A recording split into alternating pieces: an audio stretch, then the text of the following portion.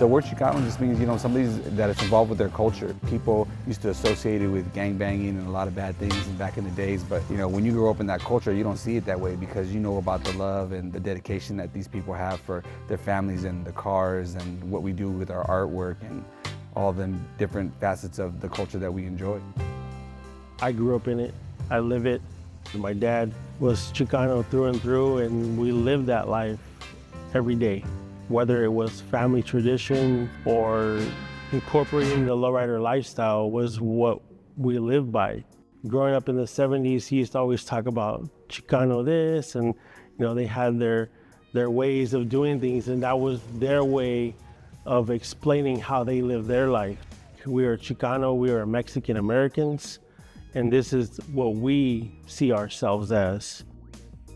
My neighbor across the street, he had a lowrider, and my other friend down the street, he had a lowrider, and the Tios, and he had a lowrider, and then this guy had a lowrider. You bonded with certain people in the Chicano hood element, but I was always, in the art community. I had a big wall on the side of my house right next door in the front yard that my dad let me paint, so I was always out there painting, in the hip hop scene, the early 80s, and it was a positive thing for me after I grew up and understood what it was all about. So I re-embraced the culture. I got back into it and I started seeing images and in my head, I gotta start painting that stuff and really giving back to the culture that way. So it works out for me. I really enjoy being a part of the culture and capturing the moments of what I see and how I see it and put it in my art and just the cruising culture in general.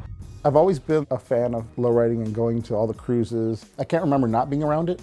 I think when I was little and I would see my uncle, my brother had a car show car. Seeing him enter all the shows and seeing my uncle with his car. I was young at the time, and I obviously I couldn't afford it, but when I got older, my first car was a Cutlass. I actually bought it off my uncle. My grandfather even, he had an old car that he would tell us how he would lower it when he was younger and what he would do to it to modify it. He said it wasn't the best ride, but it looked nice, but he would always explain it to us. That was just the way that you did things back then, they liked the style, and you could see a car and be oh, that's a lowrider, but there's so many different types. Just like people, there's so many different types of people, but you can tell it's a person. A lot of the times it's a family heirloom. It's been handed down from the grandpa to the son to the grandson to the great-grandson. That carries on to the communities and how we treat each other with the respect and the gratitude that we have. It's a lot's changed. At the same time, in the community, everybody appreciates how hard they work together in building their cars. My dad had a car, 1976 Impala, glass house, and it was his first car, and it was also my first car. And he gave it to me when I was 13 years old. I couldn't even drive, but he gave it to me anyway. He's like, it's broken, but you'll fix it, and it's yours. Cruising down Central in the early 90s with my dad and my mom, and going to my tia's house because she actually lived on Central, so we would have to go down Central to get to her house. But we would sit with our lawn chairs out there and watch cars turn around and the whole cruising experience. I grew up in South Phoenix, so everything around us and what we were surrounded by was just lowriding. That's all we talked about at school. That's how we all related. What kind of car are you gonna get? Or what kind of car do you have, And at 13, 14 years old, that's all you think about. That's all I think about, besides my son, obviously, but cars is everything to me, and lowriding means everything to me. You got to give credit to the mechanics, the people who are making this work, the guys who are putting the hydraulics, the Franks, those guys that are out there tearing these cars apart, redoing the suspension to make them perform like they do, and being able still to drive it. That's like an art in itself. You might not be an artist on canvas, but I guarantee you, if you take a look at the technical work, these guys they're putting together masterpieces. It's a big canvas. It's a rolling canvas, 100%. The translation with art and the lowrider would be, you get to pick however you want it. There's no real rules. You can do whatever you want. I guess it was the wow factor, people were trying to be different. They were trying to think outside the box other than what they would see on the streets. And they utilized parts and things that nobody would ever think of to create this beautiful machine that I think is the most beautiful custom cars in the world. Because it takes a lot of heart, takes a lot of love to build something like that.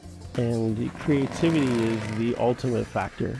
I think that's why I continue doing it, is because just the love of, air flowing through your hair, in the convertible or whatever, I don't have much hair, but being in your car and people, when you're passing by, people are staring and looking and there's thumbs up and that feel of like, man, this feels good. Like I created something that people like, or the car I'm driving is immaculate or beautiful and people just see it. And it kind of gives a sense of love and just a good feeling.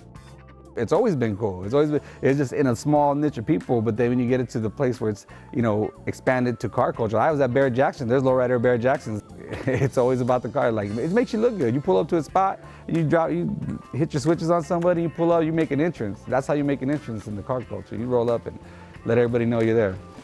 I think it's really cool that now the culture's being recognized. Being here from Phoenix, it's really cool to see like people that I know getting notoriety and like being involved in that whole thing and like embracing it. You never would have thought you would ever see the day of something like that, when I was younger. It's like you see a lowrider and people would just like kind of shy away from it, like, oh man, get away from them, they're probably a gang member, Like now I have people like all sorts like coming up to me and they're like, oh wow, can I look at your car? So it's a whole different thing now.